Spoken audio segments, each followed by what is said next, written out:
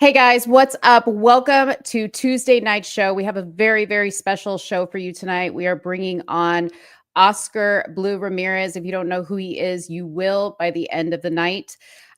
We are going to be doing a pretty in-depth interview with him regarding the state of the Mexico border and how things have changed since President Trump has been reelected president of the United States. As you know, he is going to be conducting a mass deportation. And we are curious to know what the temperature is on the border. So please make sure you sit back, share this video, give this video a like. If you're not subscribed, make sure you subscribe. And we are going to start the show right now. You are now tuned into Somewhere in the Middle with Suni and Mo. Hey, hey, hey, hey. Hey, hey, hey, hey. Hey, Don on the beat. I got so many ops. Everywhere I go, I got so many ops. so many ops. I know they plotting against me. I know it's hate, they wanna kill me, but please don't tempt me, cause I got so many Glocks. Hey, ain't none of them empty. Jesus said they would hate me too. That's how I know it's envy. I got so many ops. I know they plotting against me. I know it's hate, they trying to kill me, but please don't tempt me, cause I got so. Hey guys, what's up? Welcome. What's up, y'all? Happy Tuesday. It's been a week. We're back.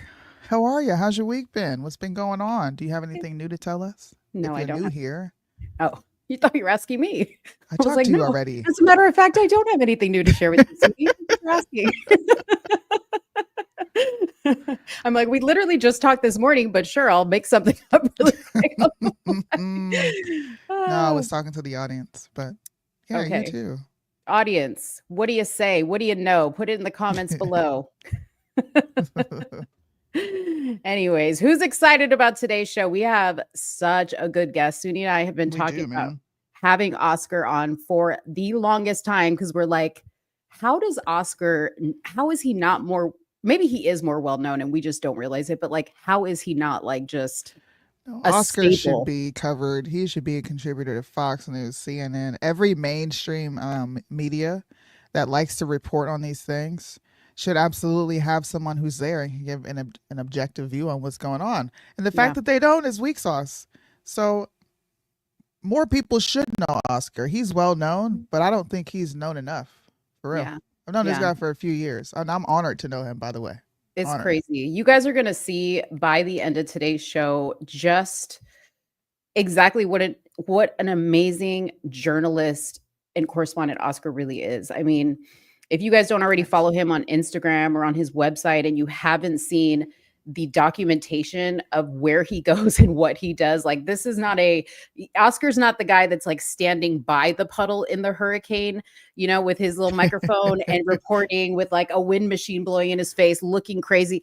He is making the treks across the border through the jungle with these migrant caravans. He has been doing it for years now. Yeah. And I mean, he has got some stories to tell y'all. And that's what we're going to get into because we know that you know the gist of the migrant situation and immigration and all this stuff, but we want to get into what doesn't get talked about. So I'm excited. I don't think we're going to have any time today for any other topics just because We're not.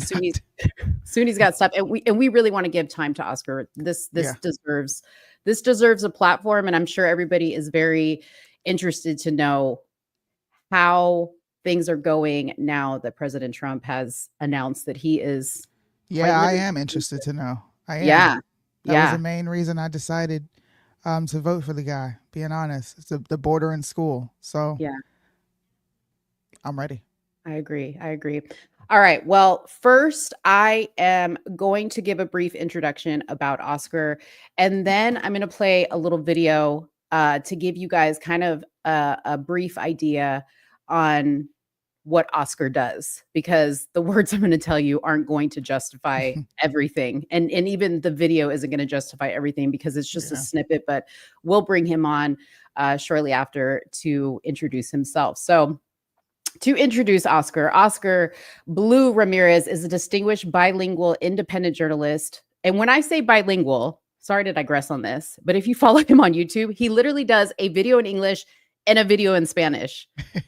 Like, if that's not dedication to what he does, I don't know what is, because as somebody who's bilingual, I can't even fathom. Sometimes I don't want to make the video in English, let alone in both languages.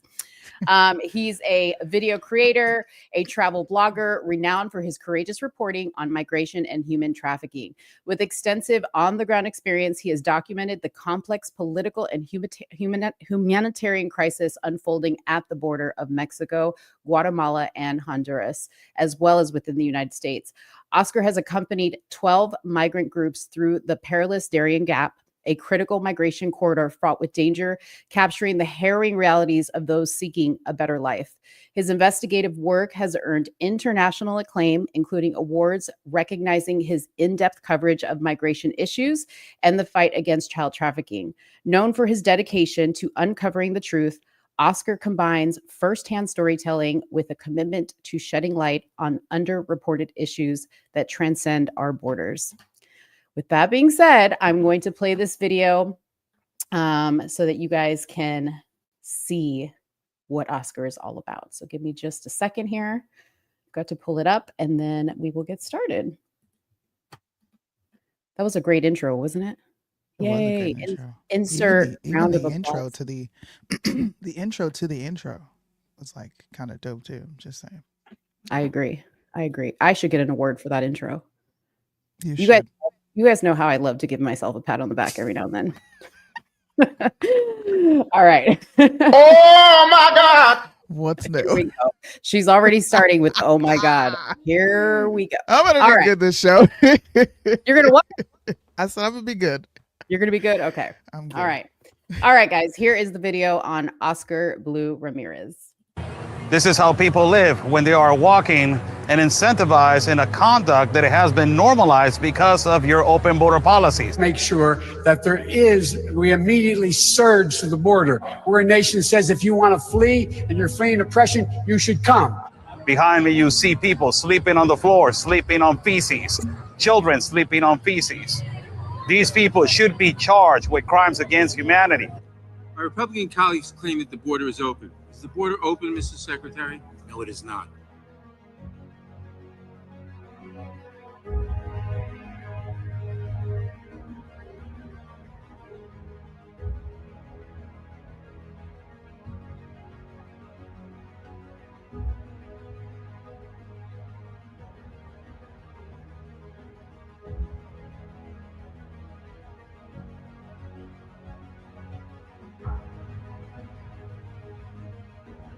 Migrants are losing their lives in the parts of the Darien Gap, extortion and kidnapping in the borders with Guatemala and Mexico, and in the borders with Mexico and the United States. Plus, you have a massive activity of the organized crime and the cartel operating in the borders with Mexico in the United States.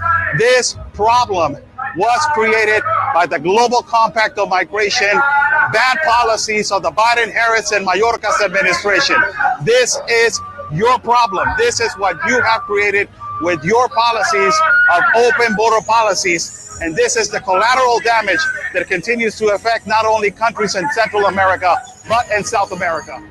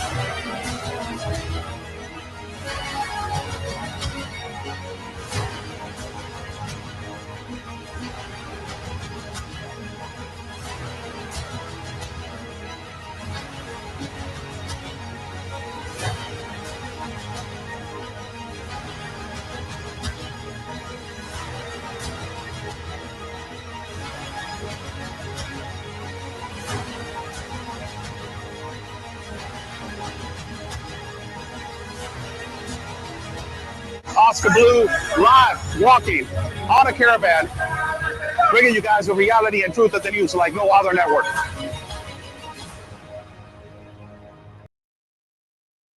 All right. Let's bring him in. Let's bring him in.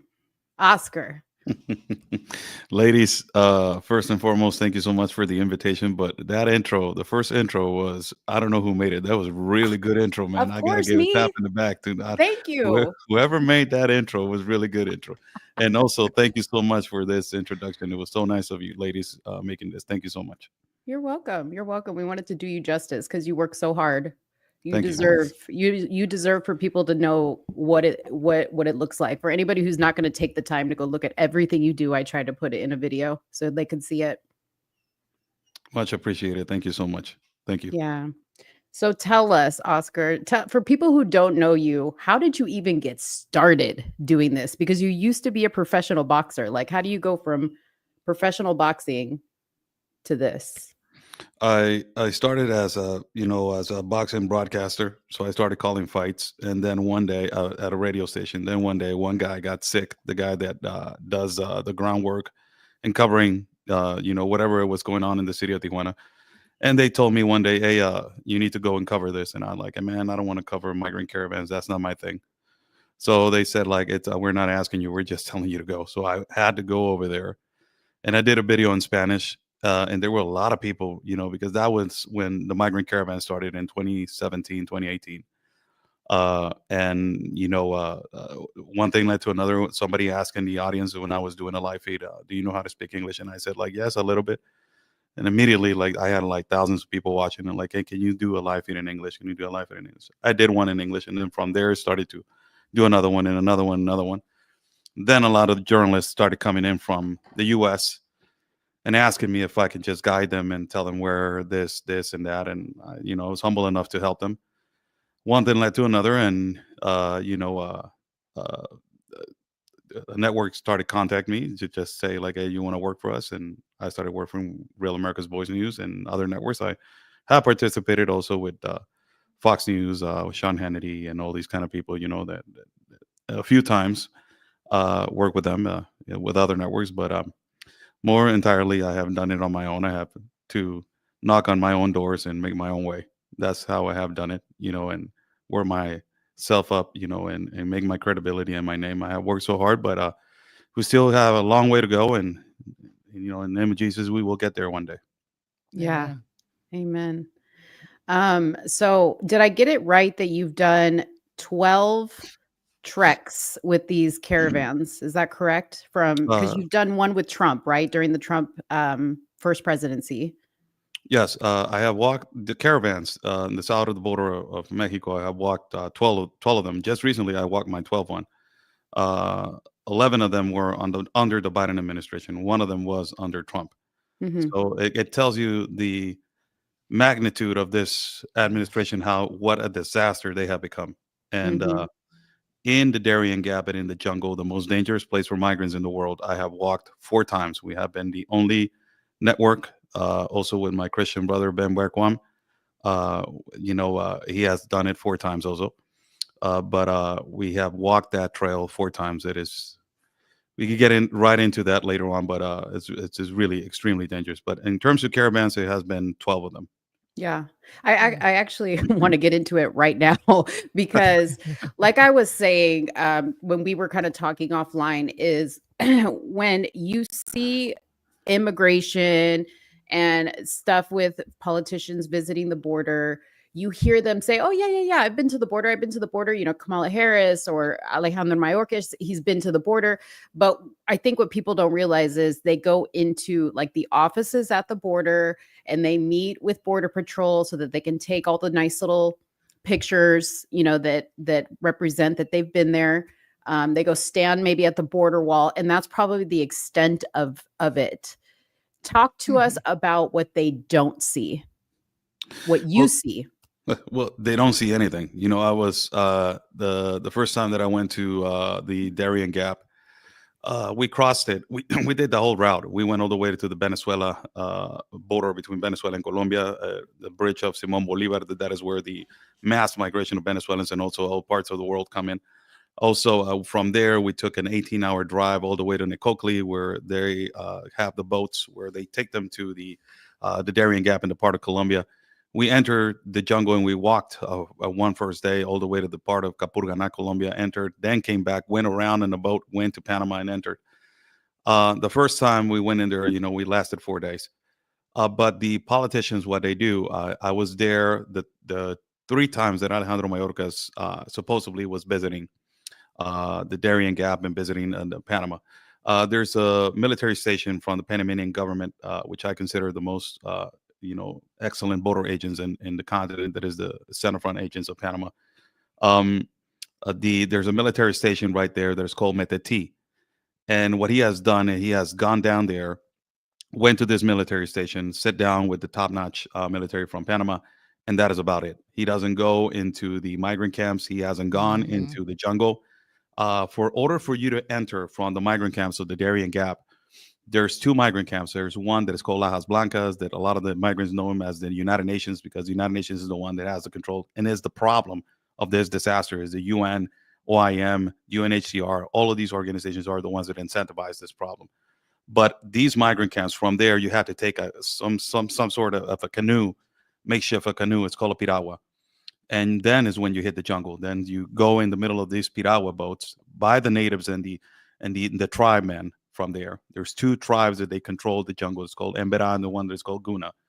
And from the Embera tribe, they take you all the way into the jungle. It's a 3-hour canoe drive. So you got to go into the canoe. Sometimes you have to push the canoe because the river is not that high. The tide is not high. So you got to get down and push. Then you go into a village that is called Bajo Chiquito. That is the first village when you come out walking out of the jungle. Alejandro Mayorkas has never, never have come into that epicenter. And that is where you see the migrants hurt, viciously attacked, raped, abused. Some of them, they die there. I have had so much infections from being in these migrant camps, malaria, dengue, all kinds of infections. When you walk in over there, it's just people living on feces, children living on feces. It's really bad. So these politicians, they have never gone into where the reality and the problem is. That's the difficulty of the problem in the middle of the jungle. So take us through what it looks like. So you typically start, I think where you start is in Tapachulas, right? Is where you start, because there's like a meetup in a park there, and that's kind of where the migrant caravans start. Is that correct? Okay, talking about the migrant caravans, yes, it is a park where it's called Bicentenario Park. This is in Mexico, and that is when they start meeting. It's a process. It's a process to make a caravan. It is not as easy as it is. Like, people do not get together one day and the next day they're just like, we're going to walk. There you have certain activists that they're politically involved or not involved. For security reasons, I cannot say it because it's kind of difficult for me to say and point the finger. But these activists that they gathered all these migrants, they gathered them for days, and they start spreading the word like, we're going to start walking. We're going to start walking. The authorities of Mexico are not giving us a permit to walk freely from the south to the north, so we're going to walk. And then when they start gathering thousands of people, they go and get these humanitarian permits for them to be protected by international organizations and walk on the highway. When they get that, now you know exactly the amount of the number. And then the activists will tell you, we have like 4,000, 5,000, 6,000. I have walked in a caravan that it was 13,000 people, and it was a lot of people. You had a lot of infiltrated bad people, a lot of bad people. You got the typical carrying a backpack with you, we know what they're carrying in the backpacks. Sometimes synthetic drugs, sometimes, all kinds of, illicit, situations that they're carrying. A lot of unaccompanied minors, a lot of adults with children that they're not their children. You see a lot of fake families, a lot of this situation. You see a lot of good people. Yes, I have walked with doctors, engineers, architects, teachers, all these kind of people. But also you see a lot of bad people. And I have bumped into people from Afghanistan, people from Asia, people from all parts of the world. And it's like exactly in the Darien Gap in Panama, in the jungle between, Panama and Colombia. Also, I have bumped into people that they were ex-pilots from the Afghan army. Also, people that they were from the Chinese Communist Party. You know, a lot of people like this that they're walking in, and these are the people that they're already in the United States of America. They're not on their way; they're already in the United States of America. So, you know, it's this kind of situations and these kind of people they're walking. So I want to go back to you were saying the kids that some people are with their kids and a lot of people are not with their kids. Some kids traveling on their own. I want that to be talked about because what you see in the news is that oh the children they're being separated from their families, but I think a lot of people don't realize that many of these children I don't know if they're getting uh matched up with people or they're being sold to people so that they have like some type of I guess of a token to have when they get to the border to say, "Hey, I have kids with me." How does that all work? Like how do these kids get matched up with people that are not their family? The majority of the unaccompanied minors that they use them to make a fake family, the majority are there are from 13, 14, 15 years of age. These you have to understand the maturity, the matureness of a child of 13, 14, 15 in comparison to an American child. It is way different. Mhm. They have been around the block and they know what they're doing. Right. So when they get around a coyote or a trafficker and they tell them, "Hey, you know, this is your dad. His name is Juan, and this is your mother. This her name is Teresa. This is where you got you. This is the group that you're going. When you get to the border, this is your dad. This is your mom." So they know that if they have a cycle of a family, they will get a better possibilities to enter the United States of America. So you have a lot of these fake families, and in the year 2018, 5,800 fake families were discovered, and then it went down a little bit in 2019, 4,800 fake families. You have a lot of fake families, and right here in Tijuana, there was an you know an NGO that got discovered making a fake marriages and fake matrimonies. You know, and Wow. this NGO is from the United States that they operate in Wow. Mexico under the Global Compact on Migration, international law. We Like a discovered that. humanitarian type of Oh yes, all of oh these wow. NGOs. This is why I have said multiple times that all these NGOs, as soon as the Trump administration gets in, what they need to do is cut the federal grants to these NGOs, all of them, Thank audit you. all these NGOs, audit Mhm. every single one of them, because you have a lot of missing children. And a lot of these NGOs have been found in cahoots with the cartel. You know, it's not a coincidence. You go to an open border gap and you Mhm. see the cartel operating and smuggling hundreds and thousands, and then on the same spot you see an NGO receiving them with wipes and also with food and water. It is not a coincidence. It's all connected. They know Right. where to stand. They know where to connect. They know how it's coming in. And you know these NGOs, they need to cut the federal grants, investigate these NGOs, because a lot of these mercenary, you know, activists, they work on these NGOs, and and then from by auditing these NGOs, you will find where the missing children are, if they're in cahoots with the organized crime, and how they have been operating. Mm, This has been deliberately done by the Biden administration. They know how mm. much money they have been giving to these NGOs. They've been given millions and millions of dollars. Just the other day, we found an investigation of an NGO right here in San Diego, California, that their tax return was more than $5 million. So you have to be kidding me. These NGOs, the CFOs, the CEOs, they make $500,000 a year, $700,000 a year. You got to be kidding me. They're living out of human misery. So Mhm. this is you know the other side of the business that is provided by the United Nations, by the UNHCR, by OIM. That those are the head commanders of this operation, and then you got your proxies. That there is Mhm. like all these NGOs that they're massively operating all over the borders. So that's the first thing that they got to do. You know, investigate all of them, and those are the ones that they advocate. You know, that's why a lot of people are saying why the border patrol doesn't do anything when they're crossing massively is because the UN and all these proxies have the control of the border. You know, because of the global compact on migration. So you see people coming into an open border gap, and the first thing that they do is lift their hands and say, "Asylum, asylum." So the border Mhm. agent already acknowledges this is like, I cannot do anything. They're claiming asylum because of this international law. When Mhm. before this global compact, you will have the border patrol saying, you cross illegally, you're detained because it's an illegal entry and you're violating federal law. So you have to, it's a federal crime. Now you don't have that. So you take away the power from the border patrol. So the first thing that they need to do is get out of this global compact on migration, give the power back to the border patrol. That's the first thing that you got to do, and send a deep message to these NGOs that they're not in charge, because they're the ones that they're distributing all these people all Mhm. over the place and letting them out with a court date back in 9 years, 8 years. You don't even know. You don't even have a filter. Like there's massively people coming in. that they were on a terrorist watch list. People that they have been sex offenders. I've been in the Darien Gap with the intelligence. Some of the guys at the intelligence department, they have been telling us there's another gang that is called Los Lobos from Ecuador. They're violent. These people have been infiltrated in the United States. Tren de Aragua gang also have been in El Salvador. Listening to the authorities, how these MS gang members have been fleeing El Salvador, going up again to the United States of America. So you have all these people in an unfiltered border. This is why you have this huge problem in Chicago, New York, and Colorado. Is letting all these people with unfiltered. So that's the main issue. The main root of the problem is that. Yeah.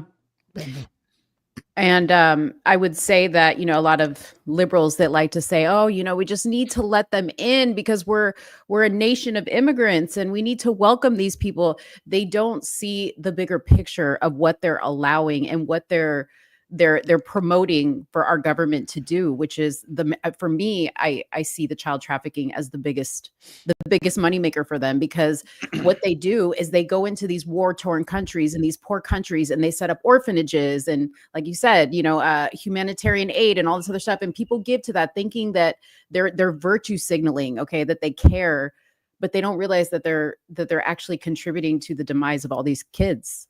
And the collateral damage that the Biden administration with these open border policies, what they have caused, is the other side that these progressive liberals do not understand. The damage that you're causing to Central and South America is enormous.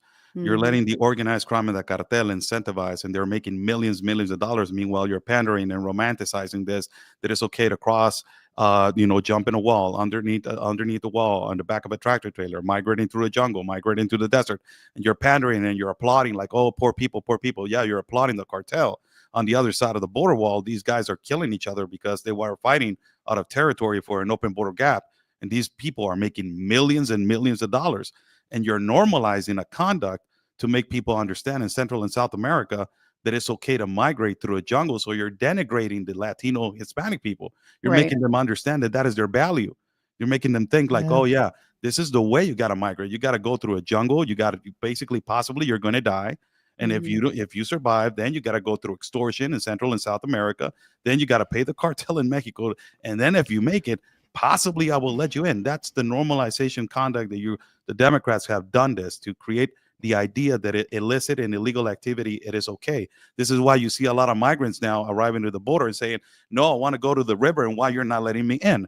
That's why they want to rush it, because they're saying, no, everybody has gone in through here. So this is a conduct that these politicians in the U.S. have implemented in the brains of all these people. And it's lack of education also, on our side. Because also governments, they're complicit. Mexico is complicit.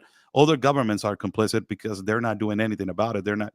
It's all a business. It's all humanitarian business. It's money. It is a lot of money that is being dropped by the United States government.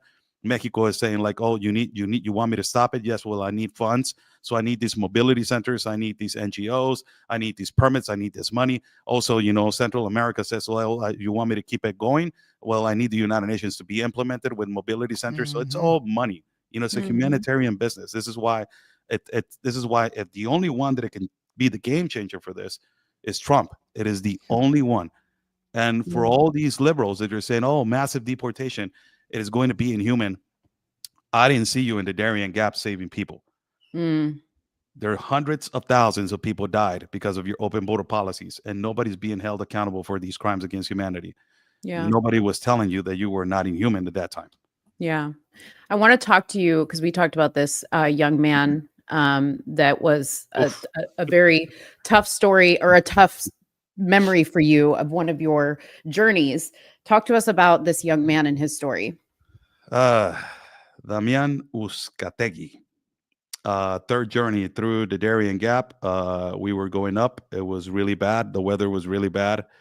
As we were going up in our third journey, again, migrants were telling us this was the third day after camping in the jungle. And they were telling us that they were robbing them and stealing them. So we were walking with the heroic agents of Panama, and they told us, Oscar, we're going to have to act, and we were 1 minute late to catch them. These robbers, the delinquents, they scattered into the jungle. They're natives, so they know how to get around in the jungle. But 1,000 migrants, they were just coming down from the mountain. and it was around 4 o'clock in the evening. So we were about to camp. So we decided to camp. My colleague Ben Berquam wanted to go up the mountain that is called Caña Blanca. That is a really difficult mountain to go up there, but the weather conditions was not good for us. He was sick. He had initiations of malaria. Had high fever. I was having a lot of body ache, and our cameraman was having a lot of. He was throwing up a lot, vomiting and all this kind of stuff. We had a lot of infections. The water, we had water filters, but there's a lot of decomposed bodies, so we don't know what we're drinking. So there's a lot of bacteria. So we slept that day, and the lieutenant told us, Oscar, possibly we're not going to be able to go up. It is, if we go up there, we're not going to come out alive. So it depends on the weather. Around 2 o'clock at night, it started raining really bad in it's jungle weather. So it rained really bad. And on the next day, around 5 o'clock in the morning, they knocked on my tent and they said, like, hey, we need to get up. The current is catching up in the mountain that we were sleeping. So the lieutenant said, we have to save all these people, Oscar. We cannot go up the mountain and let them, stranded over here. I was 1,000 people led by 6 agents of Panama and two journalists. It was me, Ben and I, and my camera guy. And we started guiding them how to cross through one river to another one.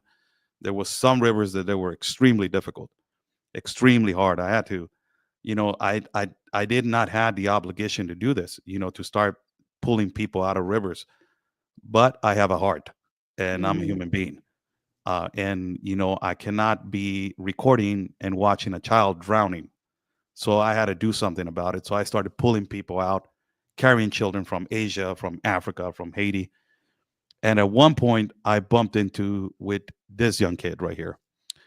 We were about to cross a really difficult river, and his mom had her feet cut off, had bleeding on her feet because of all the walking that she has done. And she asked me for a favor if I can carry him.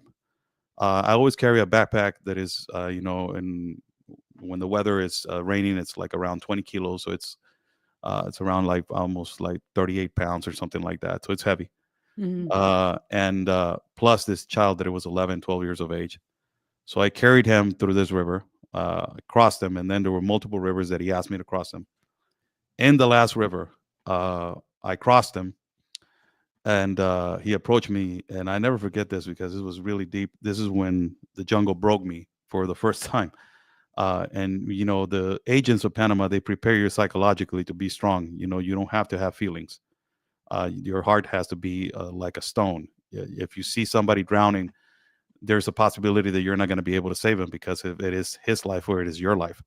So you have to stay strong with that. But I carried him out on this last river, and he asked me. He told me when we went all the way to the other side, he said, Oscar, can you be my dad for one day?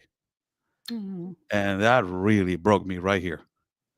And he said that to you right there. That's me right there with him. Yeah. And that really broke me. I just told him, like, go to your mom. I went back, then pulled more kids. And then I went to the left side of the jungle and I started breaking down. Like, I cannot believe that we had to go through this. This is completely inhuman because of bad policies, because of people that they just incentivize people to go to these routes and making money out of human misery. People are dying, and this is bad policies, bad politicians, people that they want to break the law, people that they want to look humanitarian and they want to let everybody in, and they don't look at the consequences that this is happening. And after that, I didn't know. I think that he came out of the jungle safely, but I never heard from him anymore. This is me crossing him in this river. This is one of the rivers that I crossed him. He was a heavy kid. He was like 11, 12 years of age. It's one of the difficult things that we did in the jungle. Wow. That's an incredible story. And how crazy that you never saw him again after that. That must be really hard to like have, because you're traveling with these people, and even though you don't know each other, like in that amount of time, you have some type of connection because you are struggling for your life to go through that every time and then just have to leave it. Like, I can't even imagine.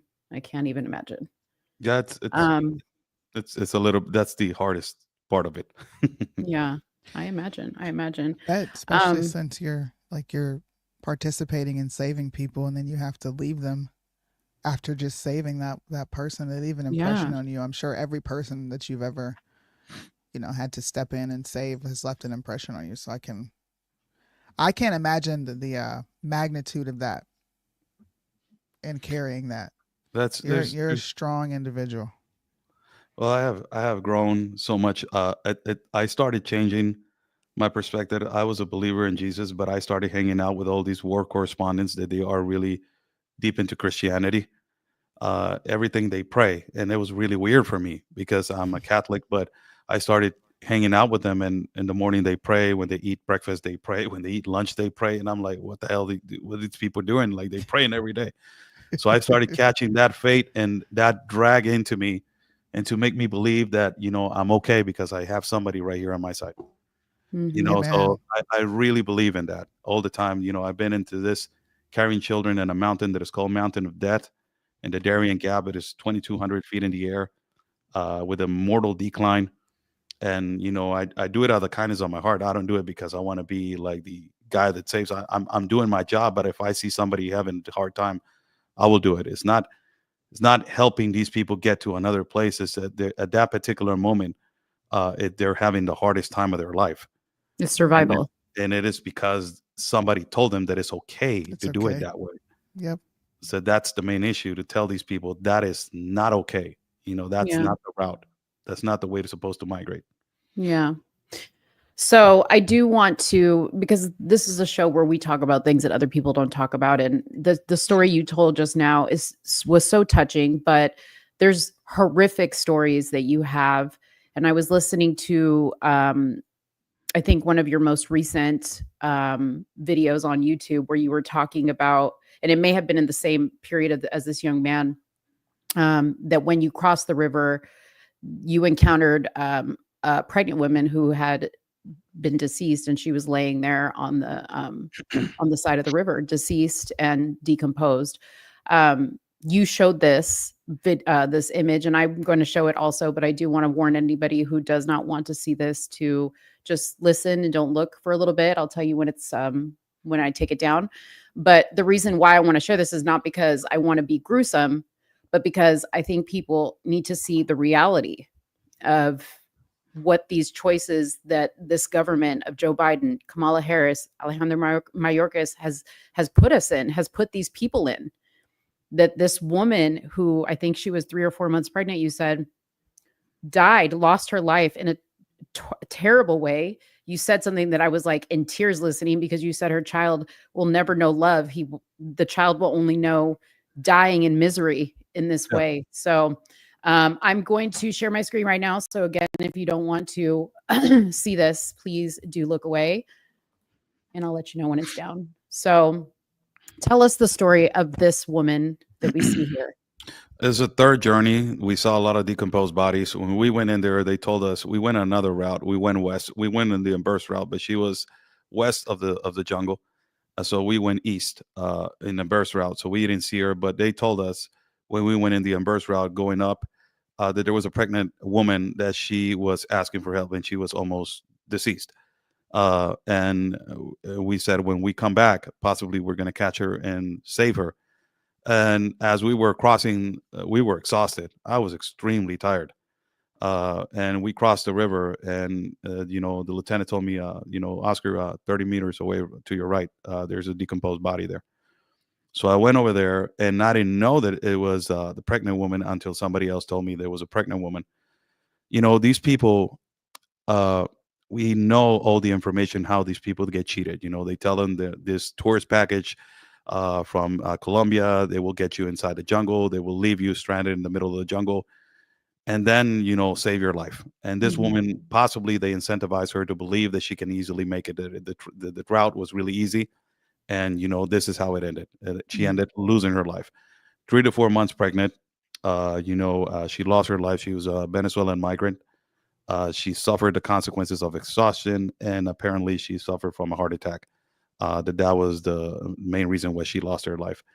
And the thing about this is that a baby that never knew what love was, only pain. That's the bad thing about it. When you see this body with a pregnant child in it, you imagine yourself like what was she was going through, possibly touching her stomach and saying like, oh my God, what I just did to you. The guilt that she must have felt, laying down on the jungle, in the middle of the jungle without no help and dying there without nobody saving her. And that was really bad. That was one of the things that you make on you're there and you don't know how to, you have to do your job. You have to inform of what's going on. Then, other things like the smell and watching the body there and, analyzing what the woman she went through. And, that's a pregnant woman. There's a child inside of her body. It's really bad. Yeah, there's some stories like that. There was another story, a really deep one also. It was a migrant from Haiti. We just came out and we were walking. I was walking with this migrant the whole time, and he was behind me the whole time, was grabbing my backpack to secure himself. And when he got out into the first village, Bajo Chiquito, he was crying, but he was crying like a little kid. This is a 30-some-year-old man. And I said, it's okay. I hugged him and I said, okay, like, you made it. It's okay. And he said, no, that's not it. My friend, I don't know if you heard, he said, he committed suicide in the middle of the jungle. Mm. And it was because his friend was carrying his child, and the current took his child away. So the child drowned, and the man cannot continue with that burden on his head, and that was his best friend. So on the next day in the jungle, he saw him, and he was hung in a tree, hung in a tree. So he had to continue, watching the child taking away the current. His friend hung in the middle of the tree, and then he had to save himself to get out of there.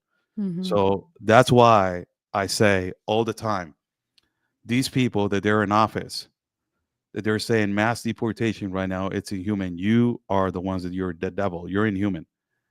You need to suffer the consequences for these crimes against humanity. These are crimes against humanity that you have done, and you incentivize this to continue. And the most hypocritical thing is that you're still want this to continue. Like, it's unbelievable. You don't suffer the consequences. You're sitting down, these journalists, from the New York Times and all these people. I know who you are. And you sit down in your office on New York with your coffee, and you're sitting down and you got your contacts and you put your stories, but you never walk the trail. You don't see the suffering. You don't see these people suffering for food, gasping for air, thinking that it's going to be okay, that they're going to be let in, that it's going to be easy. And it's all false. It's a false dream that you're making. It's a bad experience, really bad experiences that you see. A lot of these stories that they're extremely difficult to digest, but those are the stories that we see inside of the jungle. I imagine that after walking for hours and hours and hours every day, that even when it's time to maybe lay down and get some rest, that even the nights are not quiet. Oh no, That there's a lot of crying, Mhm. children crying.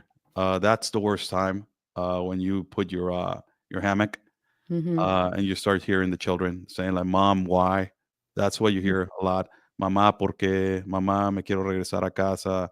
Mamá, quiero mi papá. Mom, I want my dad. Mom, I want to go back home. Mhm. Mom, why we're here? And then the scary part is that all the other things that you encounter, you encounter hollowing monkeys, snakes, alligators. In the high parts, there's panthers. So all these kind of Mm. stuff, the migrants encounter them without no protection. So it's Mhm. just like it's not a place to migrate. This Yeah. is one. This is why it's considered the most dangerous place for these people. I have a question. Um, how many of these people do you think successfully make it to the U.S. border?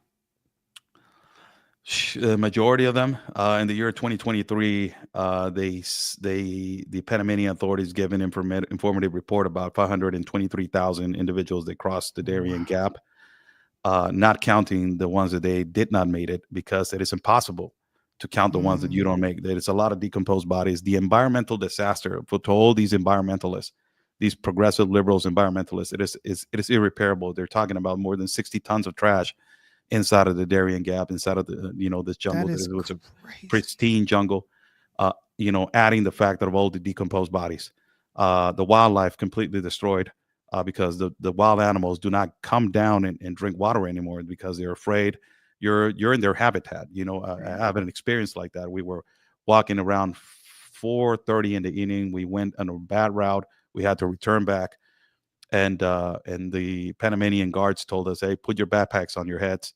We're about to go in through howling monkeys," because we were listening that they were getting closer and closer and closer. And I'm like, "Why we got to put backpacks on our heads?" And these monkeys that were throwing coconuts at your head, because Wow. they don't want you there. You're Right. in their habitat. You're invading their space.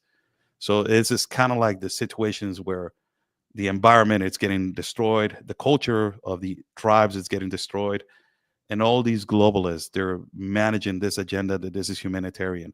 The most incredible thing of the story, ladies, that I have, it is that you have these NGOs that they're operating on the other side of Nicocli, that is the last city when they picked the boat.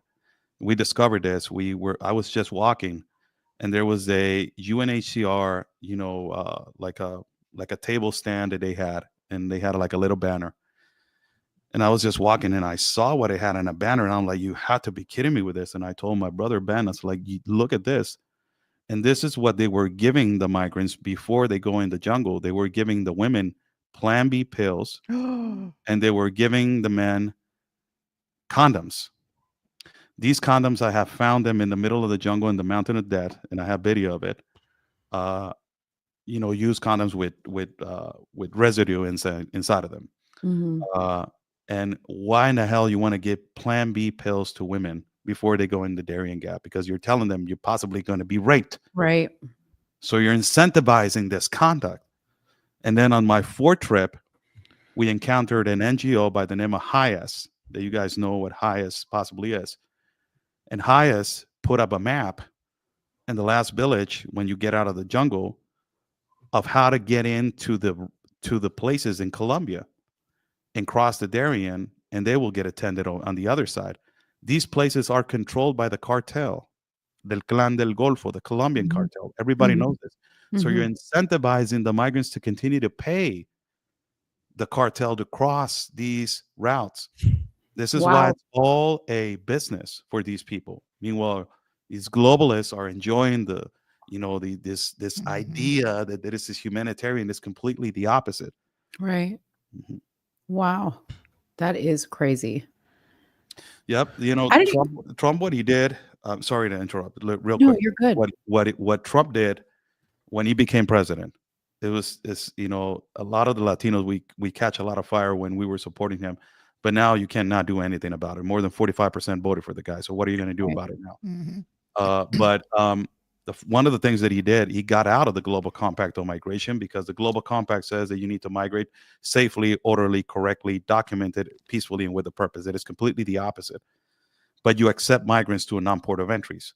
So Trump said, "Hell no, I'm not getting into this. This is not aligned with immigration policies of the United States. I'm not." And also, he cut the funding to these NGOs. Hopefully, this is why, it's a prediction, and everybody knows that in the next month, there's going to be a massive arrival of migrants trying to reach and try to make it a run for it. And it's already happening. And you're going to see a lot of these NGOs protesting against Trump, that he's an inhuman, that he is a racist, that he's a Nazi, that is this. Why? Because they're not going to get any funding anymore. And they're not going to be making money out of this human misery and out of this human disaster. Yeah. So that's one of the things that he's possibly going to do. So you covered the caravan that left the day we were all voting for our president. Yes. You covered a caravan that was scheduled, I think, to take off maybe like a day or two before, but they ended up taking off actually on election day. And you were there when the news started to arrive that it looked like President Trump was going to win this election. Tell us what was going on there on the ground, as far as like what people were saying, what they were doing, what they were thinking. I got to Tapachula on Saturday. We started scattering, going and asking the migrants how they were feeling, and they said like, Kamala Harris has got this, like she's going to win. I hope that everybody says hope that Donald Trump doesn't win.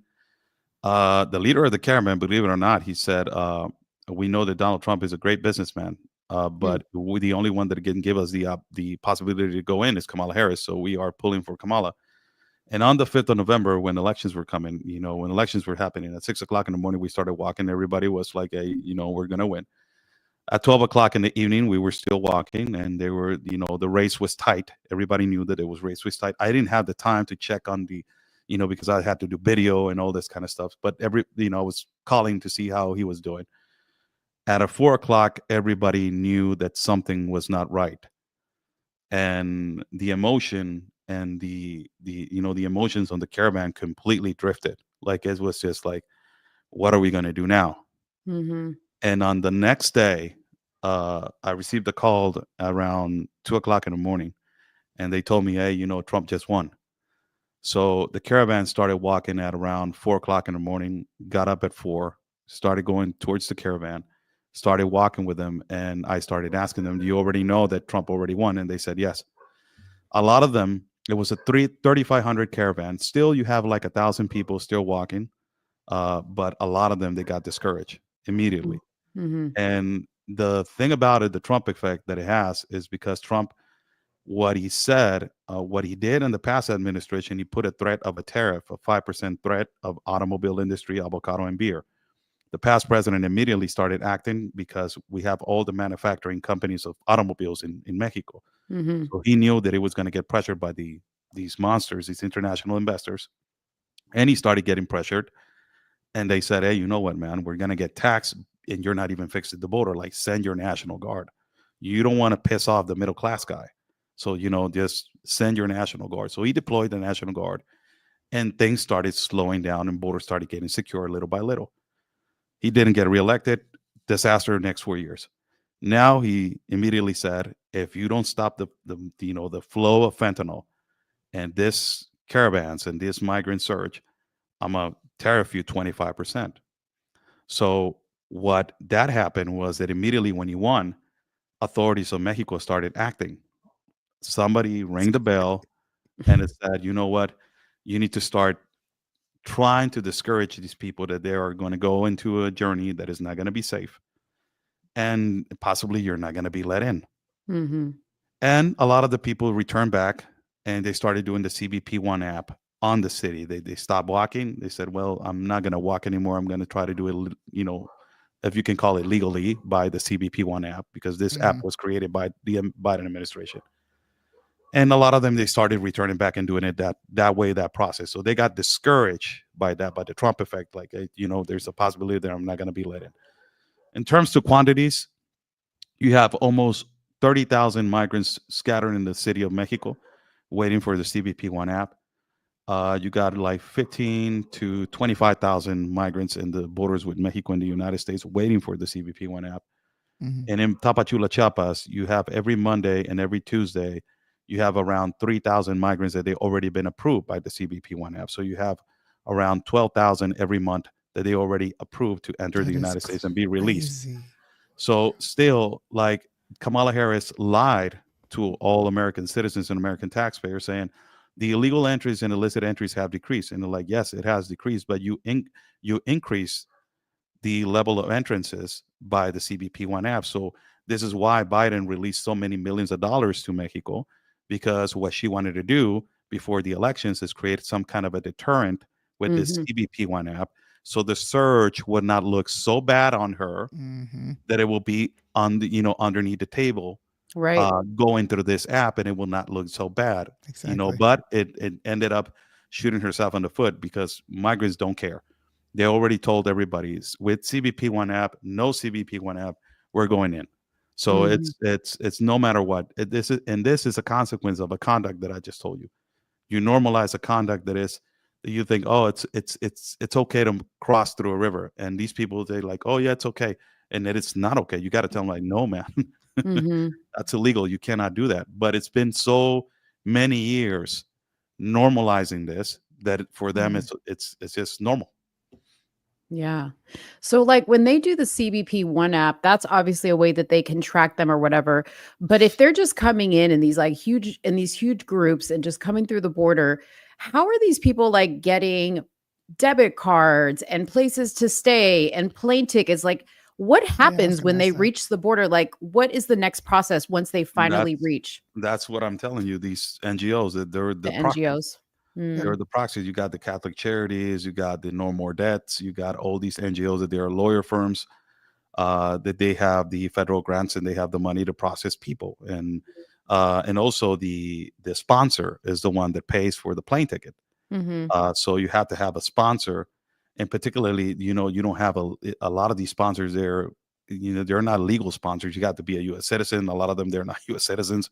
It's a disaster. It's like Right. kids are being delivered to places that they're not even. They're not addresses there. There's a lot of children that are missing. This is why children are missing. These Catholic charities, these NGOs, they're part of a huge human trafficking ring. Mhm. And this is the first thing that needs to be done. They need to be investigated, audit, and held Yeah. accountable for all of this. Yeah. Because this is a money laundering scheme. They have been making millions and millions of dollars out of just letting people in and not, tracking these people. And Yeah. there's no filter. There's no way to track how many people. This is when you say mass deportation, it's going to be hard Mhm. because Yes. they created a disaster, and it's really hard to just fix this. Right. But hopefully they will try to fix a little bit, but it's going to be hard. It's not going to Yeah. be. So Trump now has announced that he is going to utilize the U.S. military for his mass deportation plan. And there's been a lot of back and forth on, is he going to target everybody? Is he going to go after criminals? I remember when he was president last time, to me from the outside, it looked like, he basically gave, law enforcement authority, border patrol, just the go ahead on, you guys start busting into things and start rounding them up, basically. I mean, is that how you think it's going to unfold this time? What do you think about this new plan of using the U.S. military to implement this? I think it's a necessity personally, but Well, yes, it has to happen, and you have to send a message to the government of Mexico that they're not playing around. First mhm, and foremost, you need to right. send. It's a national security situation. It is not something that is not a national security. You got the cartel operating bluntly and in your face Mhm, now in your borders, and they're also crossing to American territory and operating with long artillery guns. So something needs to be done. So you need to send the military first and foremost. The military is going to be sent to basically secure the border and combat the organized crime, not to go at it with each other, but send a message that we are present here, and mhm, also to send a message to the surge of the migrants that you don't. There's a door, and there's a process door that you got to do it, and that is the way. right. Now, the mass deportation, how is it going to be? The strategy, supposedly, what they're going to do is all of these people that they came on a CBP1 app, they're registered, they have an address, they are going to do a massive investigation of who cheated, who is a legitimate case of asylum, who's not, because a lot of these people, they are not legitimate cases of asylum, they're economical migrants. And you got these incompetent people like Alexandra Ocasio saying that there's a lot of environmental disaster migrants, and I just want to know which one is coming because of climate change. The Right. majority Yeah. that have walked, the hundreds of thousands, all of them, they're coming because they want a better opportunity for a job. They don't come Yeah. for climate change. So all of these people, they are not eligible for asylum and refugee. You have to understand the asylum and refugee law. They're not eligible for that. So Mhm, these are the people that they're going to be massively deported. Also, first and foremost, the criminals that they have been mhm, committed offenses, that they have living out of the government, that they're not even applying for a job, that they're just living out of the benefits. These people are going to be, immediately deported to their country. mhm. Uh, Possibly he's going to do the stay in Mexico policy.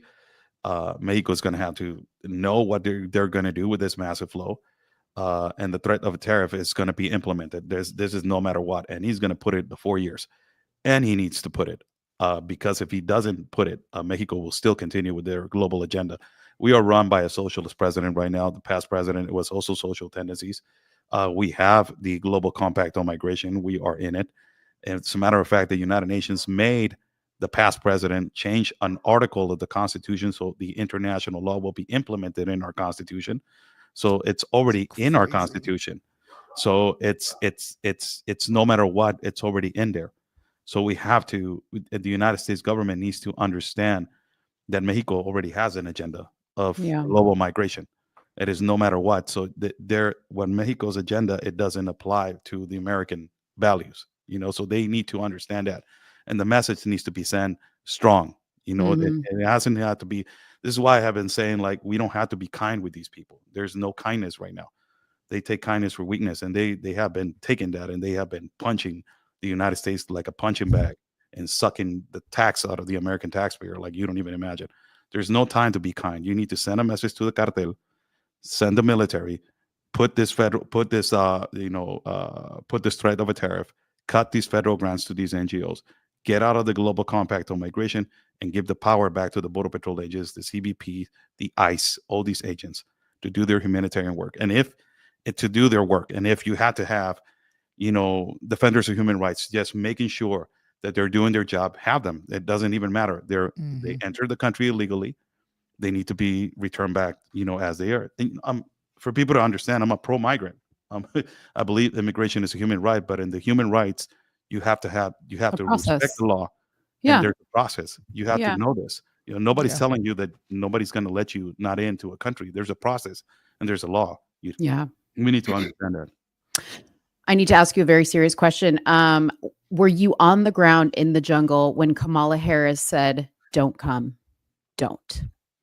I was. Did they take her serious? No, I believe that I was in a caravan in Honduras. Yeah. I was in a caravan in Honduras when she was in there. And nobody. They were like, "Haceme el favor." No. Yeah. They don't, I recently interviewed a migrant from Venezuela.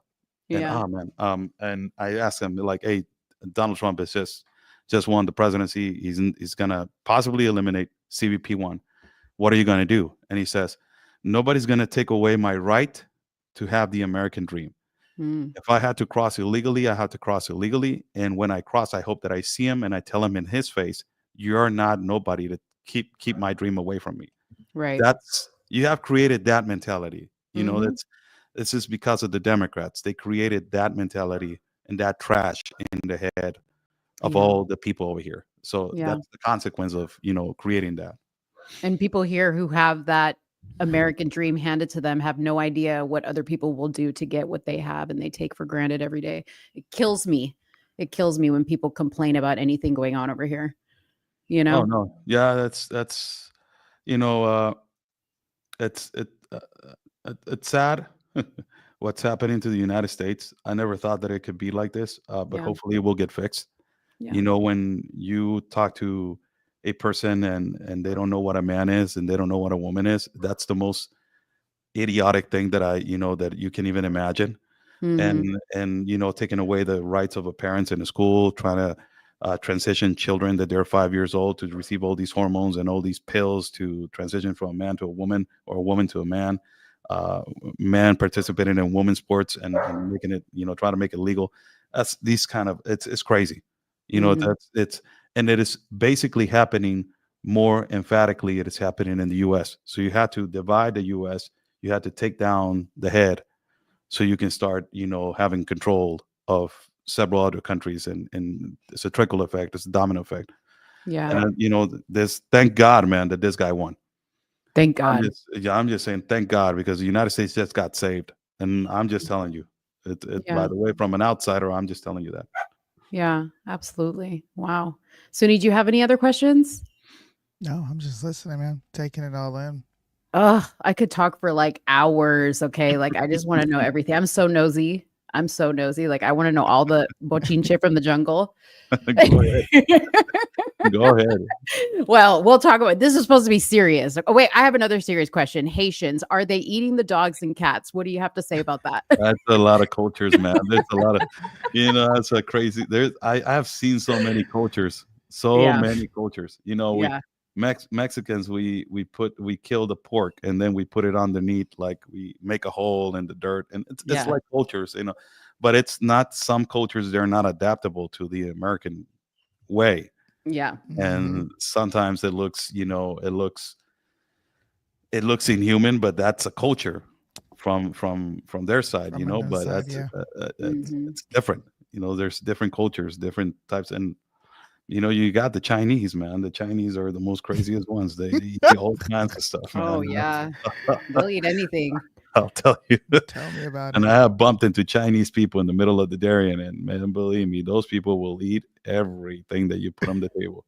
Yeah. They will eat everything. Yeah. I mean, I would think y'all be eating good out there. You got all the cultures. In Everybody, the you middle, know what I mean? well, when we're in the middle of the jungle, the thing that we eat in the morning is a piece of you don't have to eat that much because you're heavy and you're not gonna be able to walk. So you have to drink a lot of water. True. But it's just a piece of bread, one boiled egg, and coffee. That's about Wow. it. And then you carry a lot of candy, whatever is your favorite. I like butterscotch, so I carry a lot of these butterscotch, and then I give Mhm. it to the children. Yeah. In the middle of the day is just a bowl of rice with a little bit of tuna, Mm. and at night is just a piece of chicken. And the chicken, we have it in the bag, so one of the military guys is carrying it, and then we have a little stove, and you put like things right there. So I learned how to cook in the jungle, man. Yeah. I learned how to cook in the jungle. It's one of the craziest things. One of the most beautiful sights that I can tell you about the only beautiful thing that I can tell you about the jungle is around 6 o'clock at night when you take a shower in the river. And you are bathing yourself in the river, and then it's the sea of stars on the top. It's just because you don't have no buildings, nothing. No lights, yeah. And it's just Mm. unbelievable to see that. It's one Wow. of the most unbelievable things that I've ever seen in my life. Yeah. Actually, I do have I guess just it's not even a question, it's just more of like an appreciation. I love that this whole experience brought you closer to Christ. Like when you said that, Yeah. that really resonated with me because life should always bring everyone closer to Christ, especially if you have a heart and you're witnessing something that is so inhumane. I remember when I first met Oscar, he had come on, we were doing Primetime Patriots, and he showed this video of children coming over to I think you were probably by the Rio Grande at this point. You were showing kids trying to cross, and you were showing all these women and children trying to cross over. And I had never ever seen what happened at the border, and I broke down in tears, bro. Mm-hmm. It's when you see the governing bodies for what they are, because you see what's happening, and you pay attention to what's happening to other countries, it can't do anything but bring you closer to God. So just from another believer, bro, like I'm in this fight with you. I get it. It's tough. What we're facing in America is tough. It's evil, and people don't see it because they're so distracted by life and these like external things. They want instant gratification. Everybody's just living. It's like people are in autopilot. They don't pay. Elections have consequences at the end of the day, and I'm happy Trump won, right? But it's I'm just so happy to hear it, man. It's been 2 years since I've heard from you. The last time we talked was super traumatic. It was traumatic for me listening to you. I didn't know what to say. I'm just like, this is a guy that I've talked to for years, and he's over there, and you just got the cartel's robbing you, and you're like, Sunni, bro, I don't even know how I'm gonna function. Like I'm messed up right now. that conversation and this conversations, bro, they hit deep, and we need more. Not even just journalists. We need more content creators that are willing to sit here and have honest conversations. We need more politicians.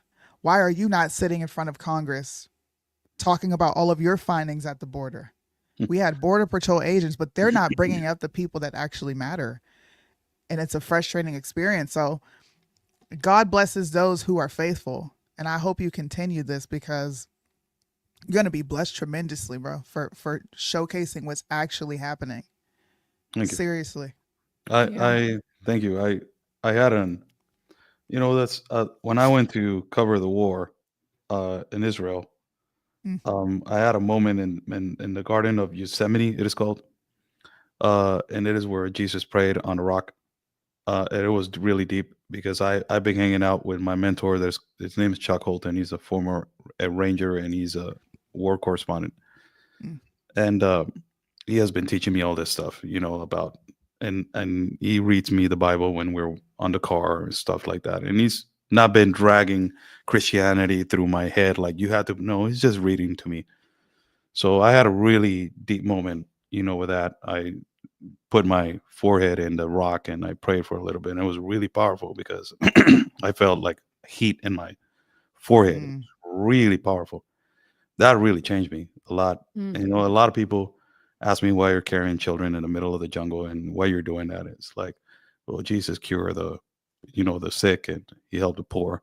So who am I to not help somebody in need?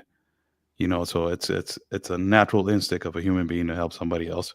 Yeah. And when you come close to God, it come closer to God if you feel like you're obligated You, to do so. And if you don't do Amen. it, you feel like you're not doing the job. Amen. I hear you. Well, it looks good on you because I haven't known you as long as Suni has, and as stressed as you may be, whatever weighs on your spirit, like you look incredible. You're in incredible shape.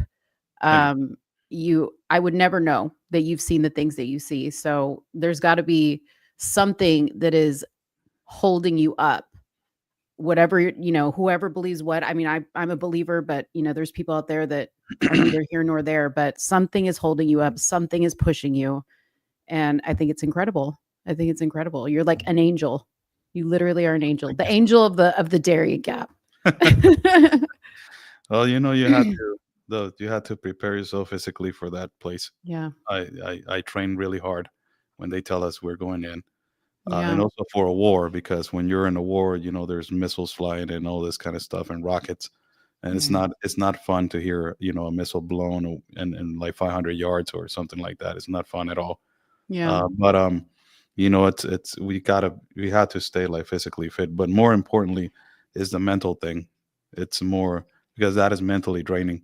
That Mm-hmm. to see people suffer and to see people die, in the moment, I've seen a lot of these migrants die at the moment. Like it's traumatic, and it's more traumatic when you're when you understand where the problem is coming from. And Yep. you're like, it's so easy to fix, Yeah. but they continue to do it because they're making money out of it. Yeah. Yeah. It's just like modern day slavery. What they're doing. Yeah. Mm. It Wow. is. And I just think of all the Wow. children that are witness to all this. The eternal imprint on them that this will have, for even if they're over here and they're leading a great life, whatever it is, right? They will never forget this moment in their life. That's terrible for a child to have to go through something like that at Yep. that age. And I have talked to so many children. They're 12, 13. They're really intelligent. And I have some of them. I've done interviews, and a lot of them they ask me like, Oscar, why a lot of people hate us? And Mhm. as I say, it's not you, and it is not what you're doing. It is just the system, how they're making this to Mhm. make you feel like you are in need and you're doing things that are illegal. So Mhm. it is that doesn't go hand in hand with some other countries. So you need to understand that. So what these policies they're doing is that they're creating hatred to other people, Yep. instead of doing things right and making people understand, oh, this is the law. We had to do it like this. Oh, this is the Right. process. You will not have these problems, these other problems, denigrating other people's life and making people think that that's your value. Migrating through a jungle, that's how you value yourself. That's the bad thing about it. That Mhm. we as Latinos, we have become really important in the United States, as Black Americans also. And the Democrats have always thought about us as a minority, and we're not a minority. We are a majority right now in the United States of America. And they have always thought about us that we're really good for construction. We're really good to work on, on the trolley or in the bus or in the restaurant or do this. And now that people are waking up, we need to understand that we have the talent to be an architect, a lawyer, an entrepreneur, to be in Congress, to be in Senate. We have the capabilities and capacities to do that. And these people do not want us to believe that. Right. And with this administration, things are changing. You have a lot of people from all types of colors and all types of Mhm. people coming in, and that's what they're afraid of. And Mhm. that's the beautiful thing about fixing a problem, when you have all kinds of entities and all kinds of people thinking exactly the same. Yeah. But what Yeah. a blessing that you get to be walking with these people and mentoring them and, filling their spirit and and just filling them with something that in hopes that maybe that will be what they remember from that moment in their life, you know? Yeah. Yeah. That's what we need more of. We need more of a mindset shift. That's what a lot of people are suffering from, like you said, this repeated cycle of bad behavior usually becomes habit, and then you have what you have at the border where you have NGOs. It is so hard to look into an NGO. I feel like there's so much red tape here, there that you get exhausted with even trying to find, okay, how does this directly tie into here?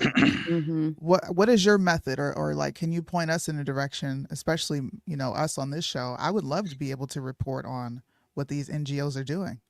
Well, just start like researching how do they get their permits to operate on every border. That's first and foremost. And if they're Okay. part of the United Nations or write the that down. UNHCR or OIM, and then from there you can find the regulations of how they operate and how they got their permits in the city. Normally, when they are operating massively, it has to be a blue state, so they get they get free operations to do whatever the hell they want. And if they had federal grants, like the majority of the federal grants that are being approved are from Chuck Schumer and also from Jerry Nadler. These people are the ones that they are massively supporting the federal grants. These federal grants are not talking about that they're 1 million, 2 million. They're talking about 20 million, 50 million, $25 million. Yeah. It's a lot of money, and it's money that you go around and you make it more and more and more. You made me think of something, because one of the things that got brought up during the debates, and it still gets brought up, was that Trump and his cohorts in Congress struck down the comprehensive border bill that Kamala Harris and Joe Biden had proposed on day one of their administration, and he struck it down. What we have always tried to tell people is they don't realize what was in that border bill and why Trump voted against it. Now that we're speaking about the NGOs and all the money that is, funneling to these groups, was that a huge part of that bill as well? That Trump was trying, absolutely. yeah. Oh yes, absolutely. Wow. He knows.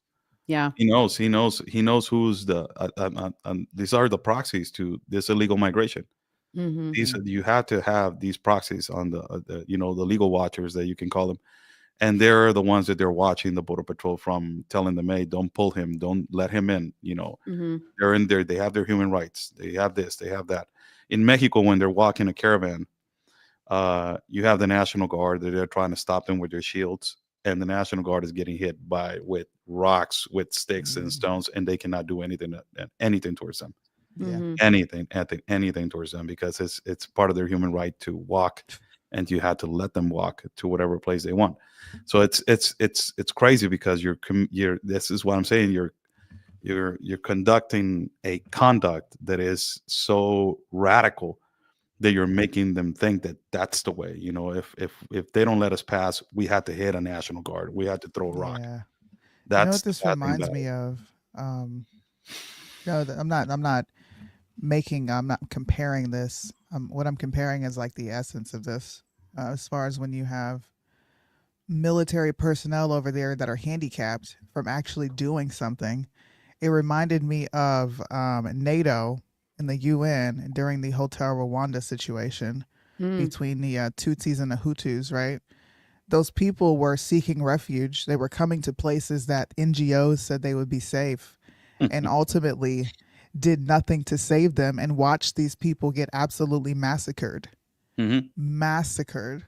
Well, So it's comparable to me to what these it is. people are going through. If you ask a Venezuelan migrant, do you have human rights in Venezuela? They will tell you no. If you ask a migrant from Haiti, do you have human rights in Haiti? They will tell you no. If you have I have walked with all migrants from all parts of Africa, that they are having, little wars in their villages. Cameroon, Congo, Nigeria. Do you have human rights over there? They will tell you no. These international organizations, they're strategically put on specific places so they can continue with the transit. They created the disease, and they have the cure. They know how to profit out of this, and they know how to fix this. This Darien Gap is started in 2015. Migrants from Haiti started from there, little by little. Then when it flooded, it was 2017, 2018. How this is continuing. We're in 2024. Right. and they're outside of the Darien Gap, still operating and doing all their operations. So how is still this continuing? If it is such of a crisis, such a moneymaker. It is. It's humanitarian, It abuse. just, I'm not trying to make this political at all, because at the end of the day, we're talking about a battle between good and evil, whether you're right or left. Because we had a lot of Republicans that operate on the same global level as these left-leaning people. It's freaking insane. But do you ever run across a liberal and have this conversation with them? And Yes. Do they change their minds? Are they still the same? Like, what happens? Good question. I bumped into a journalist from the New York Times in the Darien Gap. He's a writer, and and he asked me about, so he wanted to catch me, and he wanted to do something with me if I said something wrong. But all the things that I explained to you, like we're sick and tired of being used for your political gain and votes.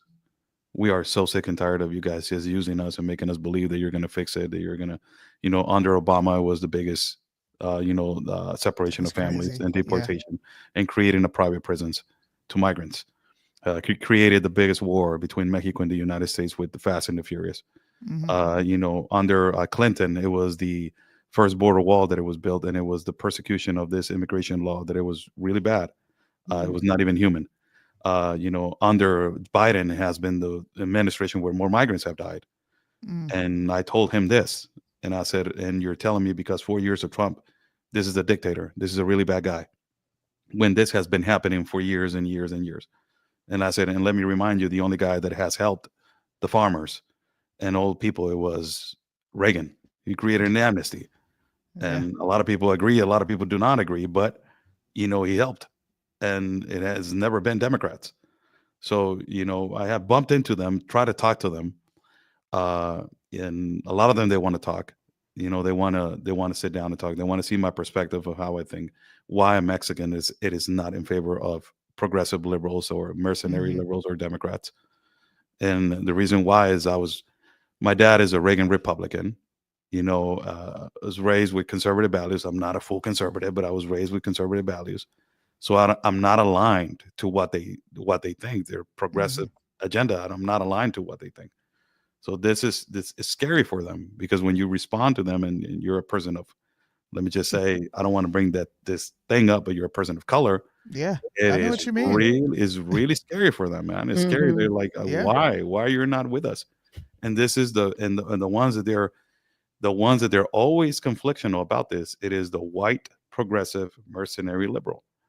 It is not even a brown Hispanic. It is not even a black. It's always the white one. Always. They're conflictional, man. Always. And it's always a woman. Difficult women.